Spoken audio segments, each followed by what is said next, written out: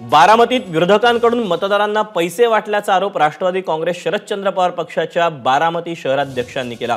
बारामती शहरातील आमराई मुजावरवाडा परिसरात पैसे वाटून मतदारांना विकत घेण्याचा प्रयत्न केला जातोय, तसंच दमदाटी करून दादागिरी केली जाते असा देखील आरोप शहराध्यक्षांनी केला।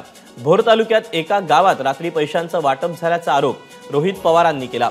रोहित पवारांनी सोशल माध्यम एक्स वर व्हिडिओ शेअर करत पैसे वाटप झाल्याचा आरोप केला।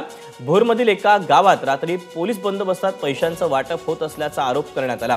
पैसे वाटणारे लोक अजित पवारांच्या मंत्रिमंडळाचे मित्रमंडळाचे कार्यकर्ते असल्याचा दावा रोहित पवारांनी केला। अधिकचे अपडेट जाणून घेऊयात, जयदीप भगत आपल्या सोबत आहे। जयदीप, काय सगळा प्रकार घडलाय? दीपक, आपल्या सगळ्यांना माहिती आहे की बारामती लोकसभा मतदारसंघाकडे महाराष्ट्रासह अवघ्या देशाचं लक्ष लागलेलं आहे।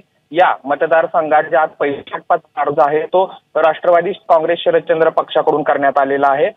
खरं तर गेल्या काही दिवसापासून या निवडणुकीकडे सगळ्यांचं लक्ष असताना अशा पद्धतीने पैशाचं वाटप केलं गेल्याचा आरोप राष्ट्रवादी बारामतीचे शहराध्यक्ष संदीप गुजर यांनी पोलीस ठाण्यात पत्र लिहून त्यांना कळवण्यात आलं होतं। तर दुसरीकडे भोर आणि मुळशीच्या काही भागामध्ये पैसे अजितदादा मित्रमंडळाकडून म्हणजे अजित पवारांकडून पैसे वाटप केल्याचा आरोप जो आहे तो रोहित पवारांनी केला। त्यांनी सोशल मीडियाच्या माध्यमातून एक पोस्ट लिहिली आहे।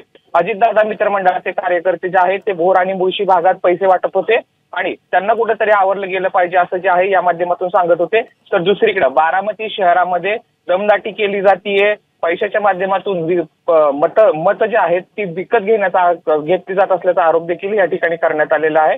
त्यानंतर जे आहेत पोलीस बंदोबस्त वाढवला होता बारामती शहरामध्ये रात्री, परंतु आता ह्या आरोपावरती नेमकं पुढे काय होतं हे पाहणं महत्त्वाचं असणार आहे।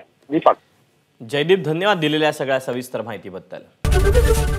एबीपी माझा, उघडा डोळे बघा नीट।